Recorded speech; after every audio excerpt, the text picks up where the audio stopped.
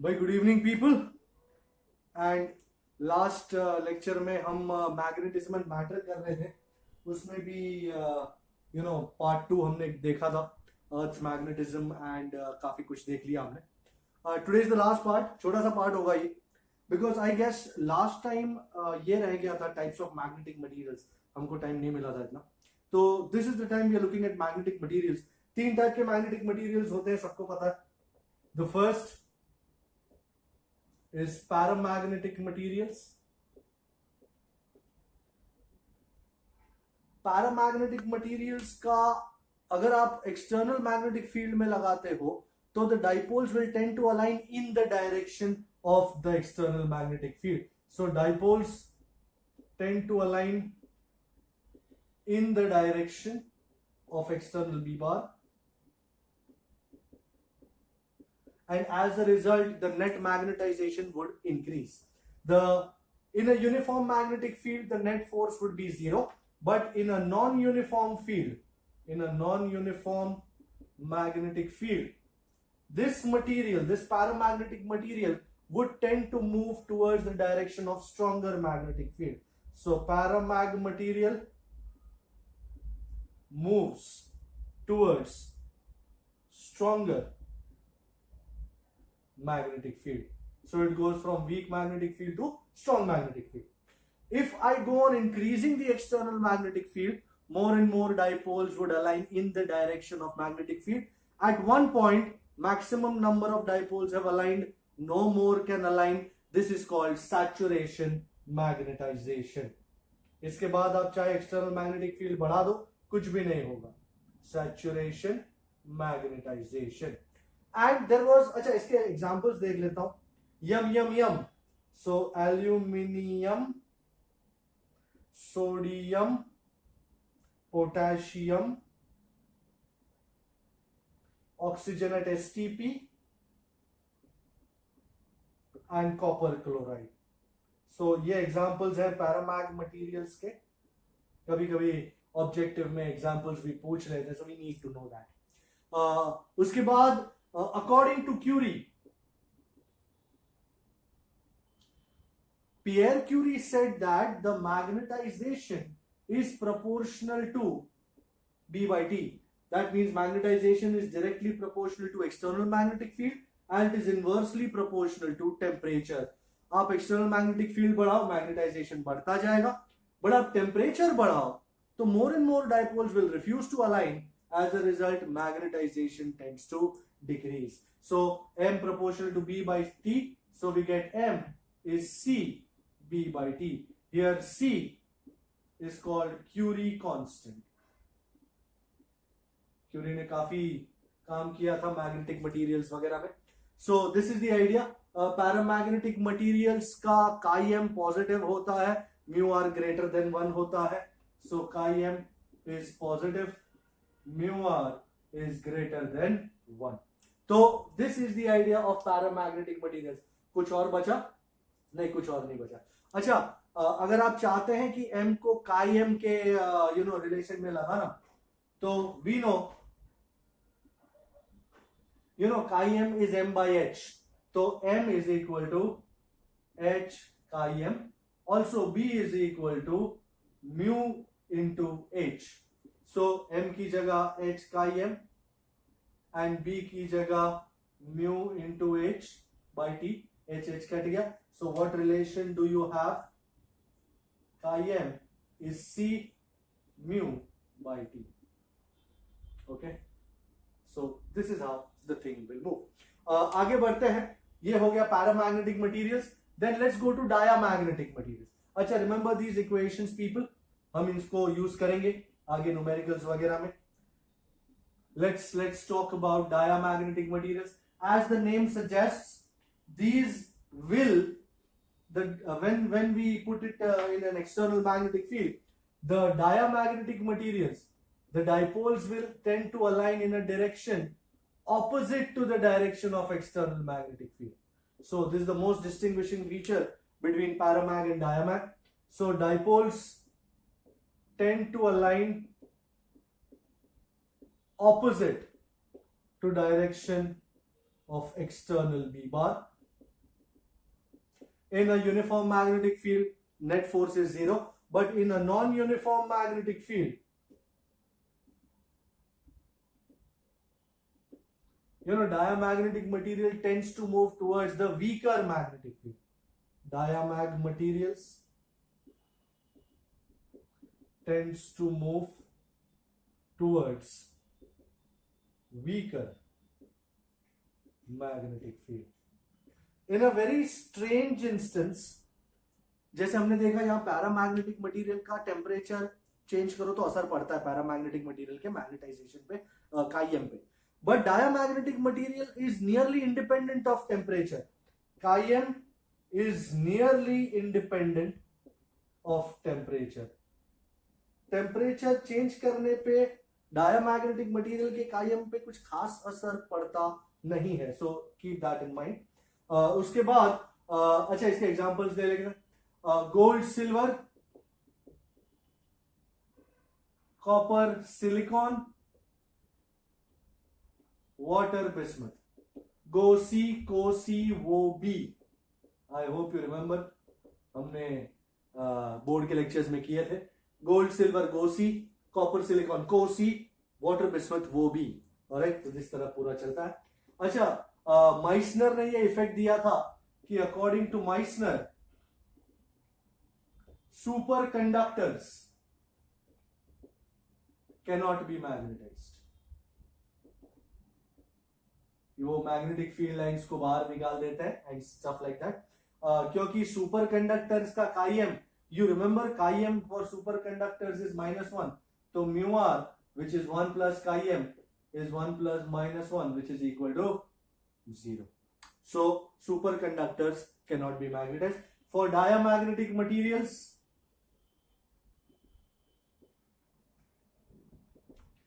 chi-m is negative, it's less than 0, and mu r is less than 1.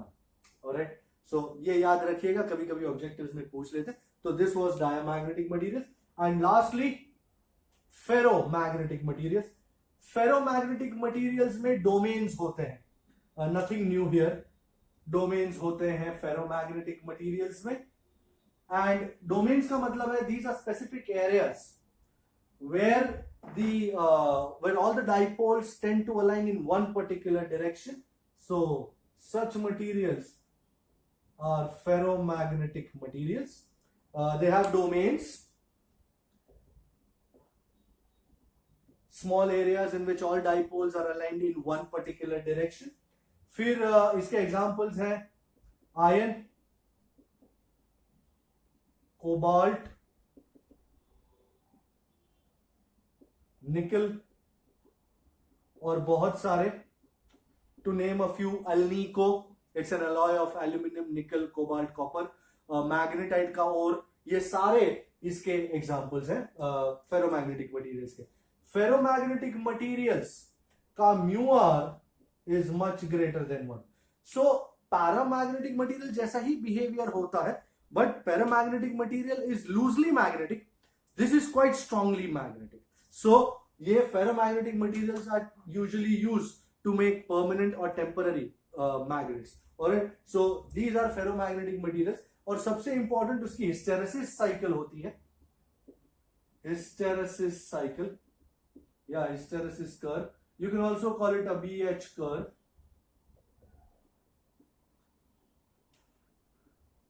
This is H.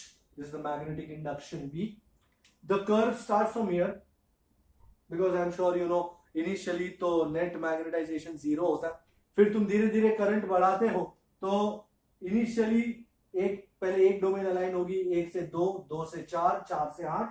So it is gradual, it is slow initially, then gradually it becomes quite big. So ये उसका net magnetization है, saturation magnetization है. फिर तुम current बढ़ाते हो and lo and behold you reach this point B. At B, your current in the solenoid is 0, but the material has managed to retain this much amount of magnetic field. This OB is called retentivity. So the amount of magnetic field retained by the material in the absence of an external magnetic field, external source, that is called retentivity. अब इसको मैं magnetic field, external magnetic field उल्टा कर दूंगा, current उल्टा कर दूंगा, and gradually it will come down, and one point the curve is not like this, the curve is good, पर इनिशियली एक एक करके बनाते हैं तो लोचा होता है. So it's like this. At point C you can see now the magnetic field has become zero. Domain सारे रैंडमली अलाइन हो गए. तो जितना ये करंट डालना पड़ा, जितना मैग्नेटिक फील्ड डालना पड़ा इसको जीरो करने के लिए, it is called coercivity. So OC is called coercivity. Current और बढ़ाते जाओ, यहां पे आ गया D, saturation magnetization in the opposite direction. Again you decrease, again retentivity in the opposite direction, again coercivity in the opposite direction, and again coming back to sat mag. So this is my hysteresis curve. थोड़ा पूरी तरह बना था तो perfect आता, but doesn't matter, works. तो this is the hysteresis curve. अगर material strongly magnetic चाहिए, you want to make a permanent magnet, तो मेक श्योर आपकी रिटेंटिविटी काफी हाई हो, ताकि भले एक्सटर्नल मैग्नेटिक फील्ड ना हो but the material retains a large amount of magnetic field, and coercivity भी हाई हो ताकि बाहर के एक्सटर्नल मैग्नेटिक फील्ड्स का उस पर असर ना हो. So for a permanent magnet you need a material with high retentivity, large coercivity. On the other hand, अच्छा, those are permanent magnets. Let me take this off now. अच्छा, मैं एक बात भूल गया. The area under the BH curve gives the heat energy lost per unit volume of the sample. Remember this. आज इसको use करके एक आध सम जरूर करूंगा मैं, क्योंकि ऐसा तो यूजुअली हमने देखा नहीं था. दो टाइप के फेरोमैग्नेटिक मटेरियल्स होते हैं, हार्ड फेरो, सॉफ्ट फेरो. हार्ड फेरो वो मटेरियल्स होते हैं जिनका हिस्टेरेसिस कर्व बड़ा वाइड होता है. It is big and wide, tall and wide. So those are hard ferromagnetic materials. Alnico is an example, and these are used to make permanent magnets. On the other hand, there are some materials, for example soft iron, which are used to make electromagnets, and ये ऐसे होते हैं जिनका retentivity और कोएर्सिविटी दोनों कम होता है. हाँ, परमिएबिलिटी दोनों केस में हाई चाहिए, म्यू हाई चाहिए.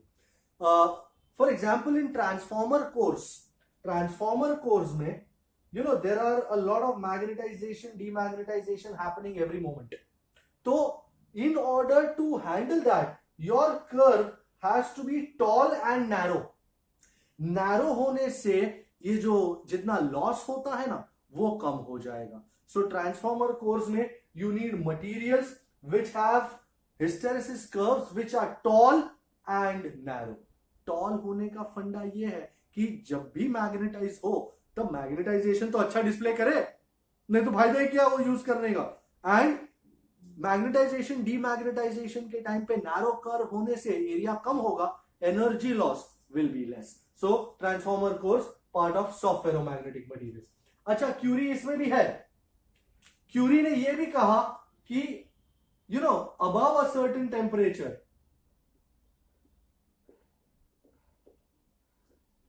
ferromag materials become paramag materials.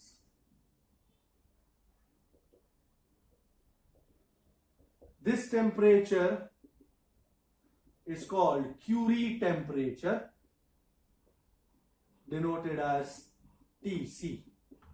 So in short, कहने का मतलब यह है कि आप टेम्परेचर बढ़ाते जाओगे तो डोमेन स्ट्रक्चर डिस्टॉर्ट होता जाएगा, एंड डोमेन स्ट्रक्चर डिस्टॉर्ट होता जाएगा, एक पॉइंट पे आके सारा डोमेन स्ट्रक्चर बिखर जाएगा, and as a result individual dipoles हो जाएंगे, and ferromagnetic material gets converted into a paramagnetic material. And above Curie temperature the chi-m of this material is proportional to 1 over T minus Tc, where Tc is your Curie temperature. Fair enough. So this was all about magnetic materials and stuff like that. मैं कुछ भूल तो नहीं रहा हूँ. अगर तुमको magnet बनाना है तो सोलेनॉइड में डालो, करंट पास करो और वो मैग्नेट तैयार हो जाएगा. अगर डीमैग्नेटाइज करना है तो हथौड़े मार मार के वो डीमैग्नेटाइज हो सकता है, या आग में डाल दो तो डीमैग्नेटाइज होगा. So these are the various ways how we can magnetize and demagnetize a material. Just have a look. We'll go on to जो भी बचे कुछ नंबर्स है वो.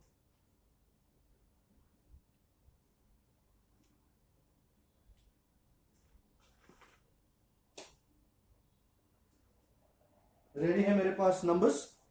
आई थिंक हमको करना है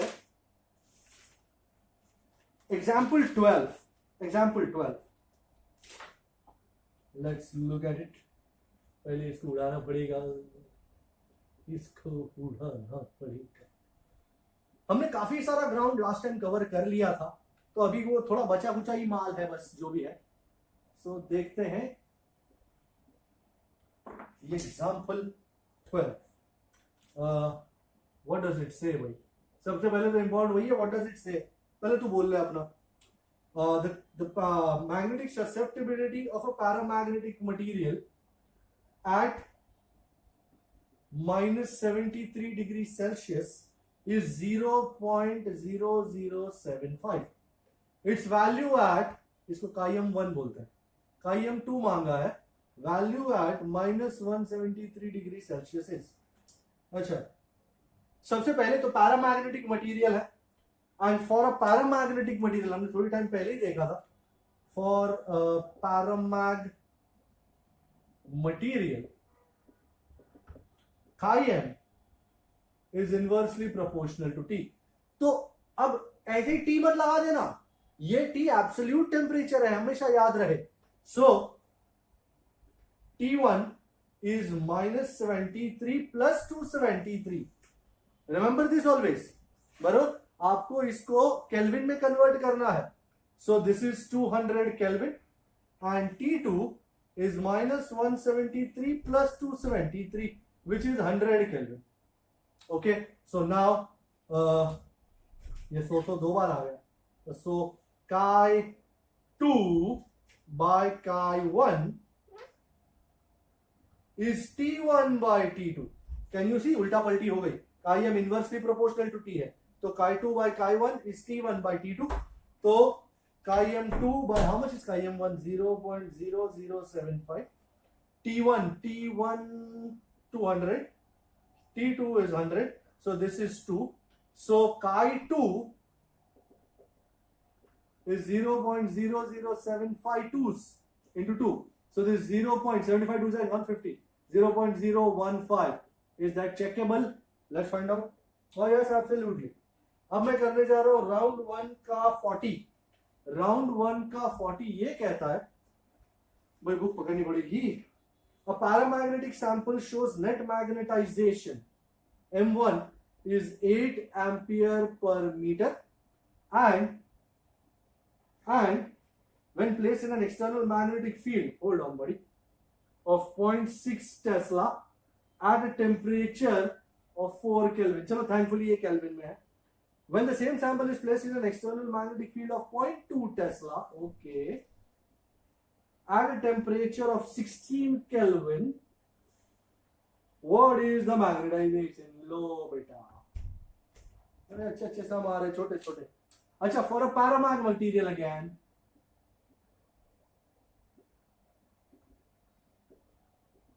क्यूरी ने बताया ही था हमको, जरा भी चूके नहीं थे. m proportional to b by t. तो अब ज्यादा टाइम वेस्ट ना करते हुए m2 by m1 is b2 by b1 into t1 by t2. So cut a long story short, m1 कितना है महाराज? 8, b2 0.2, b1 0.6, t1 4 by 16. तो 0.2 by 0.6 is 1 by 3, 4 by 16 is 1 by 4, and what are we left with? We are left with our chances 1 by 12, और ये 8 यहाँ चढ़ जाएगा. I think 4 से जाएगा.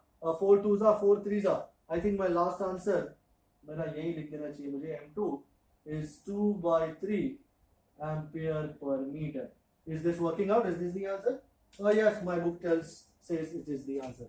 तो ये हो गए, आगे बढ़ जाते हैं. कौन सा नंबर है मैं जानू ना, तू भी जानेगा, क्योंकि मैं ही ना जानू तू कैसे जाने, मैं भी ना जानू तू भी ना जाने. नंबर है कौन सा? 49, राउंड 1 का 49. पब्लिक ने पेज पलटना शुरू कर दिया है.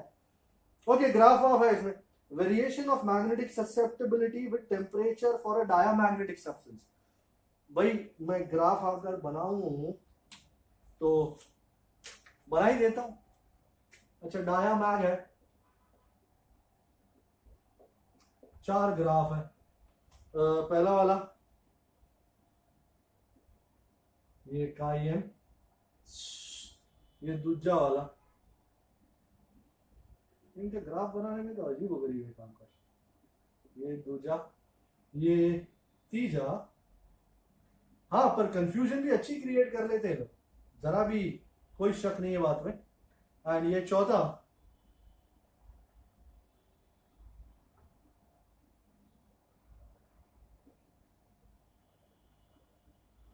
So now first thing, diamagnetic substance है और काईएम की बात चली है. सर ने बोला था कि for a diamagnetic substance chi m is nearly independent of temperature. Wow, okay, तो कोई कर बैठेगा नहीं, ये दो में कुछ ना कुछ सेटिंग हो जाएगा. बट इंडिपेंडेंट वाले तो दोनों हैं. अब इसमें से कौन सा चूज कीजिएगा, ये वाला या ये वाला. नाउ अब डायामैग्नेटिक के बारे में आपका जो विशिष्ट जानकारी है वो काम आएगा. You remember chi m was negative for a diamagnetic material. Chi m was negative. इसका काईएम -1 था. किसका? सुपर कंडक्टर का. तो काईएम नेगेटिव है. ओ, इसका काईएम पॉजिटिव है, तो ये वाला चलेगा नहीं. दिस वाला काईएम is negative, this and independent of temperature, दोनों वर्कआउट हो रहे. This is the right option. So D number, option D is right. उसके बाद कौन सा नंबर है? 55, राउंड 1 का 55. क्या यहाँ हो पाएगा? पता नहीं सर, कोशिश करें. Hysteresis cycle for the material of a transformer. क्या है यार, कैसे कैसे सवाल ला रहे. हमने अभी थोड़ी देर पहले बताया था कि मटेरियल ऑफ अ ट्रांसफॉर्मर ऐसा होना चाहिए, मैग्नेटाइजेशन डीमैग्नेटाइजेशन बार बार होता है. सो ऐसा होना चाहिए कि मैग्नेटाइजेशन अच्छा भी हो पर एनर्जी लॉस ज्यादा ना हो. So it has to be tall and narrow. Tall and narrow has to be the type of hysteresis curve for transformer cores. Okay, alright. इसके बाद कौन सा नंबर है? खत्म हो रही है. राउंड 2 का 5. यही कर लूं, यही कर लेते, देख लेते क्या होता. Mass of a specimen of ferromagnetic material. भाई फेरो है, मास दिया हुआ है. How much is the mass? 0.6 kg. And density भी दी हुई है. Okay, 7.8 into 10⁻³ kg per meter cube. Okay, the area of the hysteresis curve of alternating magnetization field of frequency 50 Hz is 0.722 MKS units. भाई frequency दी हुई है 50 hertz, अपनी AC की frequency है. Then the hysteresis loss, मतलब energy loss पर second find करना है. ओके, अच्छा भाई, सबसे पहले बात मैं ये वाला रब कर लेता हूं क्योंकि इसकी जरूरत आन पड़ी है. ओके, तो अब किस तरह करेंगे, फाइंड आउट कीजिए.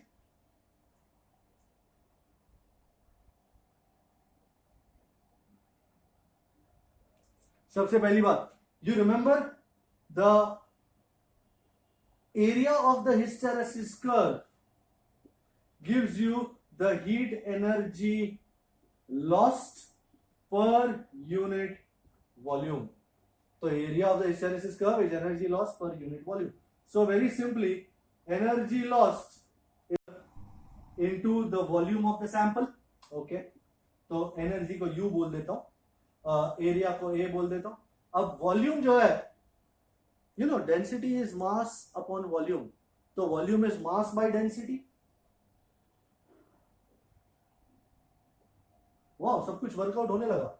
सो energy U is area into M by rho. पर अभी लगा देने से काम नहीं बनेगा, क्योंकि आपको एनर्जी लॉस पर टाइम चाहिए। सो एनर्जी लॉस्ट पर second is U by T, दोनों जगह में T से डिवाइड कर लेता हूं, पर यहां 1 by T, isn't 1 by T nu, so area into mass into nu by rho, since 1 by T isn't it nu. वाह, तो I think we are good. Area कितना है 0.722, तकलीफ ना करे, मास 0.6, बड़े पॉइंट वाले हैं, nu 50 upon density 7.8 into 10 raise to 3। Okay, तो 50 इंटू 6 इज 30, 50 इंटू 0.6 एक्चुअली 30, तो 30 into 0.722 into 10 raise to -3 by 7.8। 722 3s are 7.22, 3s are is 21 point something, 22 करीबन। I'm not interested in doing more. And नीचे 7.8, okay 7.8, 8 पकड़ लेता हूँ, 8 3s are, मतलब करीबन 3, या उनके जैसे आंसर है 27.7 या 2.77 इंटू 10 रेज टू -3, बट ऐसा कोई आंसर नहीं है। आंसर है 27.7 into 10 raise to -4 joule. And checkable, yes 27.7, yes. So this was a lovely idea. आगे बढ़ते हैं, आगे बढ़ के कौन सा नंबर है?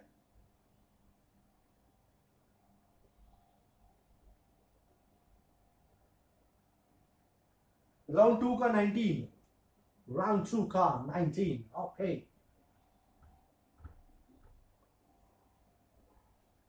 मस्त नंबर है राउंड 2 का 19।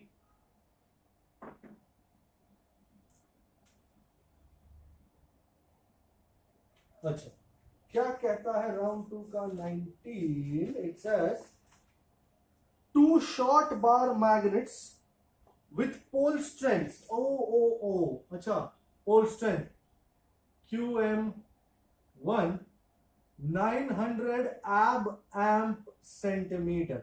भाई देख के चौंक मत जाना, पोल स्ट्रेंथ का ऐसा यूनिट है ampere metre, but CGS unit है वो एमकेएस ऐसा ही है, ये सीजीएस है एब एम्प सेंटीमीटर। ऑलराइट, तो अब सीजीएस में बात चली है तो सीजीएस में भी कुछ बातें करेंगे।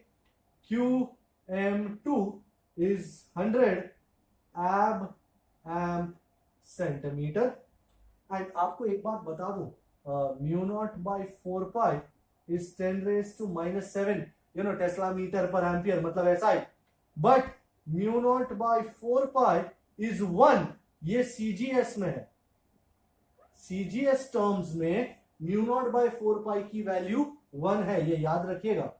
It's going to be really important in this numerical. Are placed with their axes in the same vertical line, okay, with similar poles facing each other. Let me try to make a diagram out of this. दो magnet है, ये पहला और ये दूसरा, और दोनों के सिमिलर पोल्स, लेट अस से नॉर्थ नॉर्थ फेस कर रहे हैं, और ये उसका साउथ है और ये इसका साउथ है। ये मैग्नेट 1, ये magnet 2, okay. Each magnet has length of 1 centimeter, 1 centimeter की लेंथ है दोनों की, and the separation between the near poles is also 1 centimeter, okay. And as you can see, सब कुछ CGS में ही है, सब CGS में ही चलेगा। The weight of the upper magnet is balanced by the repulsive force between the two magnets. G की value दी हुई है 1000। They want to find us the mass. They want us to find the mass of the upper magnet. Okie dokie. Alright, big deal है। अच्छा भाई, दोनों की pole strength दी हुई है 900 and 100। एक बात याद रखें, जैसे पॉजिटिव चार्ज होता है और नेगेटिव चार्ज होता है, उसी तरह एक नॉर्थ पोल होता है और एक साउथ पोल होता है. If you are considering the north pole as positive, then south pole will have to be considered negative. So अगर इसकी पहले वाले का कितना है 900, if you are considering this plus 900, तो ये हो जाएगा माइनस 900. इसका नॉर्थ का प्लस है कितना 100, तो साउथ का हो जाएगा माइनस 100. ये समझ में आया? दोनों की पोल स्ट्रेंथ 900 ही है, बट अगर मैं नॉर्थ को I am considering positive, then south will be negative. North again positive, south will be negative. Which formula am I going to use? Force between two poles. I hope you remember last time किया था, last to last time. Mu naught by 4 pi qm1 qm2 by r square. This was very much similar to force between two charges k q1 q2 by r square. Same way. तो यहां पे ये लिखा है net repulsion between poles is balanced by the weight of the upper magnet. Okay, तो पहले किस किस का लेते हैं? पहले ये नॉर्थ का 4 पोल्स हैं, तो 4 फोर्सेस होंगे. पहले इन दोनों के बीच में, फिर इन दोनों के बीच में, फिर इन दोनों के बीच में, और छेले साउथ के बीच में. तो फोर्स बिटवीन नॉर्थ 1 नॉर्थ 2, पहले मैं लिख देता हूं, plus force between north 1 south 2. पहले नॉर्थ के दोनों ले लिए, नॉर्थ 1 नॉर्थ 2, नॉर्थ 1 साउथ 2. अब force between south 1 north 2, south 1 north 2, and finally force between south 1 south 2, and that is equal to mg. एकदम शांति से प्रोसीड करेंगे, जरा भी हड़बड़ाहट नहीं. F is mu naught by 4 pi q1 q2 by r square. But mu naught by 4 pi तो 1 है ना? तो सस्ते में पट गया हमारा. तो qm1 qm2, नॉर्थ 1 का कितना प्लस 900 एंड नॉर्थ 2 का कितना प्लस 100. अच्छा भाई, अपॉन आर स्क्वायर, दोनों के बीच में डिस्टेंस कितना 1, तो 1 का square. North 1 south 2, north 1 south 2, तो प्लस 900 इंटू साउथ 2 का कितना minus 100 upon what is the distance between north 1 and south 2, 1 plus 1 2 का स्क्वायर. सेंटीमीटर है, मीटर में कन्वर्ट करना दरकार नहीं है कोई. 4 साउथ 1 नॉर्थ 2, साउथ 1 नॉर्थ 2, तो माइनस 900. मैं एक एक शांति से पकड़ रहा हूं. 100 कितना डिस्टेंस साउथ और ये नॉर्थ के बीच में, 1 प्लस 1 2, 2 का स्क्वायर, प्लस साउथ 1 साउथ 2, ये दोनों आगे प्ले में, तो माइनस 900 इंटू माइनस 100 अपॉन कितना डिस्टेंस 1 2 3, 3 का स्क्वायर इज m इंटू जी. जी को लास्ट में लगा दूंगा, टेंशन मत लो. ओके, अब देखो यहां पे क्या क्या कॉमन निकल सकता है. सब में 900 तो है, तो 900 को कॉमन निकालना तो निकाल लो, साथ में 2 जीरे भी निकाल लो, तो सस्ते में पड़ जाएगा. तो 900, सब में 900 तो है ना? हाँ, 900 तो हो गई. 900 और साथ में 2 जीरो, 100 भी निकाल ही लिए. तो ये 1 अपॉन 1 स्क्वायर है. 900 और 100 आ गया, माइनस आ गया बीच में, 1 अपॉन 2 स्क्वायर. 900 और 100 आ गया. ए भाई, कहीं कुछ गड़बड़ी तो नहीं हो रही? नॉर्थ 1 नॉर्थ 2, नॉर्थ 1 100, ये 100, north 1 south 2 900 minus 100, south 1 north 2 minus 900 plus 100, and south 1 south 2 minus 900 minus 100. बराबर, कोई गड़बड़ नहीं. एक बार देख लेना. अच्छा, और minus n minus and finally plus, minus minus plus हो गए, एंड मास इनटू जी कितना है 1000 है भाई. 1000 इसलिए लिखा क्योंकि 3 जीरे तुरंत उड़ जाएंगे. 2 उड़ा दिए. उड़ाने में कभी कभी कुछ भी उड़ जाता. सो क्या बचा है जी 90, and 1 upon 1 minus 1 upon 4 minus 1 upon 4 plus 1 by 9. अब ये क्या बनेगा मालूम नहीं. Minus 1 by 4 minus 1 by 4 is minus 2 by 4, minus 2 by 4 is minus 1 by 2, तो 1 माइनस 1 बाय 2 इज हाफ. तो 90 into half plus 1 by 9 is and 9 2s are 18, 9 plus 2 11, ओ खत्म होने आया भाई 18 5s are 90, तो मुझे लग तो है इसको उड़ा देना चाहिए। फाइनल आंसर क्या है 11 इंटू 5 55, और सीजीएस है ना तो ग्राम, चेक कीजिए हुजूर 55 ग्राम। Yes sir. भाई एक और बार समझा देता हूं, दो मैग्नेट्स हैं, ये 1 ये 2, north south, north has been taken as positive, south has been taken as negative. इस बार मैग्नेट का पोल स्ट्रेंथ था 900, तो this is north is plus 900, south is minus 900। उसी तरह this north is plus 100, south is minus 100. Now these four poles will give us four forces. First force between north 1 north 2, so force north 1 north 2, then between north 1 south 2, पहले north 1 का खत्म कर दो, north 1 south 2, then south 1 north 2, and then south 1 south 2. F is mu naught by 4 pi qm1 qm2 by r square, but mu naught by 4 pi in CGS is 1, so we neglect that. qm1 qm2, north 1 का plus 900, north 2 का plus 100, तो plus 900 plus 100 over what is the distance between the two norths, 1 cm, so 1 square. Then north 1 south 2 plus 900 into minus 100 over what is the distance between these two, 1 plus 1, that's 2 का square. Then south 1 north 2 minus 900 plus 100 over कितना distance दोनों के बीच में, 1 plus 1 2 का square, and south 1 south 2 और इसके minus 900 into minus 100 over 1 plus 1 plus 1, that's 3 का square, and I've equated it with mg, and that is how the cookie is crumbling. And I think the last numerical of the day, of the chapter actually, तो ये M centimetre वाले याद रखना गुरु, नहीं तो अगर भूल गए तो मार्क्स भी भूल जाएंगे आपको। म्यू नॉट बाय 4 पाई 1 होता है वगैरह वगैरह। लास्ट वाला कौन सा नंबर है, लास्ट वाला 58 बोलता है, राउंड 2 का 58। ले ये उड़ाया नहीं, सब कुछ उड़ा दिया, सवाल है सर।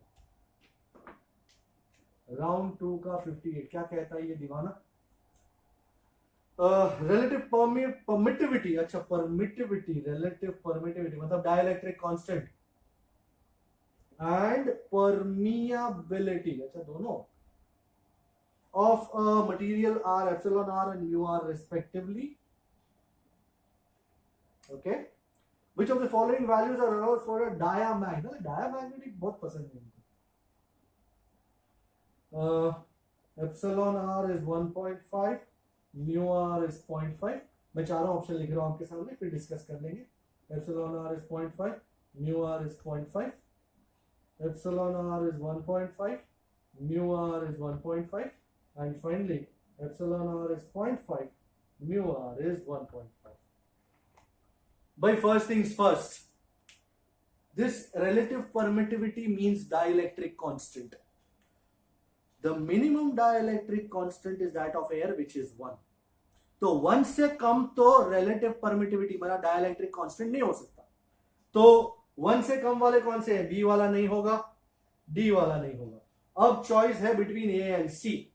नाउ ये एप्सिलॉन आर 1.5 दोनों केस में वैलिड होगा। We'll have to focus on mu r. आपको पता है डायामैग्नेटिक मटेरियल के लिए mu r was less than 1, बराबर, डायामैग्नेटिक मटेरियल के लिए mu r was less than 1, paramagnetic material के लिए mu r was greater than 1, तो mu are is less than 1 के लिए ये भी गलत हो गया। तो finally this works out as the relative permittivity and permeability of diamagnetic material. अगर पैरा होता तो ये वाला नहीं आता, ये वाला आता, एंड फेरो होता तो म्यू आर काफी बड़ा होता, that would have been a different story altogether. So this is how this chapter is ending. तो यहाँ पे मैग्नेटिज्म मैटर खत्म हो गया। बहुत ही जल्द इलेक्ट्रोमैग्नेटिक इंडक्शन का फर्स्ट लेक्चर आएगा, सो बी प्रिपेयर्ड। इसका होमवर्क वगैरह कर लीजिएगा, कमेंट में आता है। Alright, thank you so much, enjoy your weekend, bye bye.